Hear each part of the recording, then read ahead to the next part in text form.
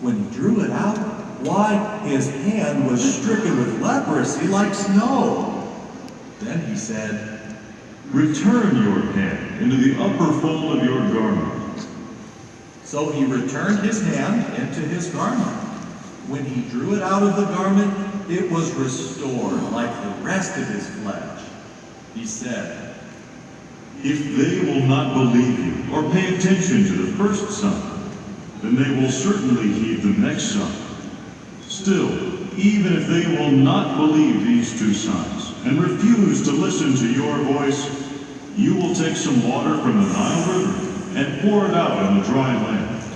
And the water that you take from the Nile will become blood on the dry land."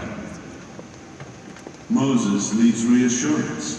So Jehovah gives Moses not just one, but 3 signs to show the older man proof of divine backing. And what powerful credentials these are. For the first time, a human is empowered to perform miracles, as the rest of Exodus chapter 4 shows. Moses feels inadequate to speak to Pharaoh. He pleads that he is slow of tongue, even asking Jehovah to excuse him from the task. Jehovah gives him help. Jehovah assigns Aaron as Moses' mouthpiece. Both men proceed to meet Pharaoh. Listen to what is said to Pharaoh, as found in Exodus 5, 1 through 9. Afterward, Moses and Aaron went in and said, "The burdens of Egypt. And I will bring you into the land that I swore with an oath to give to Abraham, Isaac, and Jacob. And I will give it to you as something to possess. I am Jehovah." Jehovah backs up his promise of deliverance by means of his unique name. Moses, therefore, does not give up. He obeys Jehovah, and he and Aaron prepare to meet Pharaoh again. Let's read Exodus 7, 1 through 7. Jehovah then said to Moses, "See, I have made you like God to Pharaoh, and Aaron, your own brother, will become your prophet. You are to repeat everything that I will command you, and Aaron, your brother, will speak to Pharaoh, and he will send the Israelites away from his land. As for me, I will allow Pharaoh's heart to become obstinate, and I will multiply my signs and my miracles in the land of Egypt. But Pharaoh will not listen to you, and I will lay my hand upon Egypt and bring my multitudes, my people, the Israelites, out of the land of Egypt with great judgments. And the Egyptians will certainly know that I am Jehovah, when I stretch out my hand against Egypt and bring the Israelites out from among them." Moses and Aaron did what Jehovah had commanded them. They did just so. Moses was 80 years old and Aaron was 83 years old when they spoke to Pharaoh. Moses now can be confident of Jehovah's backing, because Moses is doing things Jehovah's way and at a time that fits Jehovah's prophetic timetable. Jehovah is about to use 10 plagues to bring Pharaoh to his knees. These disasters will show that Jehovah's sovereignty is real and that he is worthy of worship. The 10 plagues will also expose the Egyptian gods as nothing, as mere unreality. The first 3 plagues strike both the Egyptians and the Hebrews.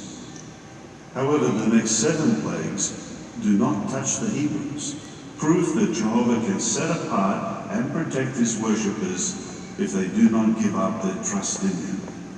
Now let's summarize the 10 plagues listed at Exodus 7:14 to 11:10. Plague 1. Water is turned into blood. Plague 2. Frogs invade the land and houses. Plague 3. Gnats pester man and beast. Plague 4. Gadflies swarm and bite only the Egyptians. Plague 5, livestock die. Plague 6, boils fester on man and beast. Plague 7, hail strikes man, beast, and vegetation.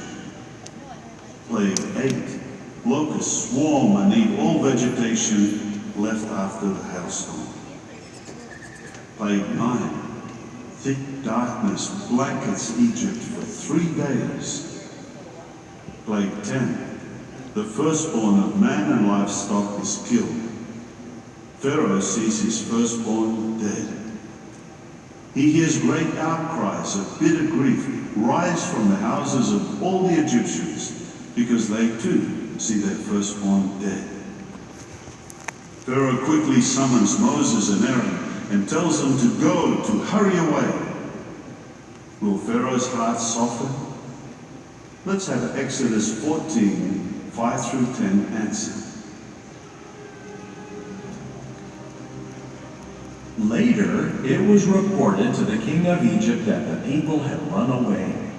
Immediately, Pharaoh and his servants had a change of heart regarding the people, and they said, "Why did we do this and release Israel from serving as slaves for us?" So he made his war chariots ready, and he took his people with him.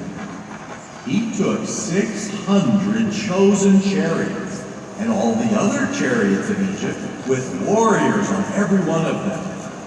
Thus Jehovah allowed the heart of Pharaoh, king of Egypt, to become obstinate, and he chased after the Israelites, while the Israelites were going out with confidence. The Egyptians chased after them, and all the chariot horses of Pharaoh, his cavalrymen, and his army were catching up with them, while they were camping by the sea, by a high rock facing Baal-Zephon. When Pharaoh got closer, the Israelites raised their eyes and saw the Egyptians pursuing them. The Israelites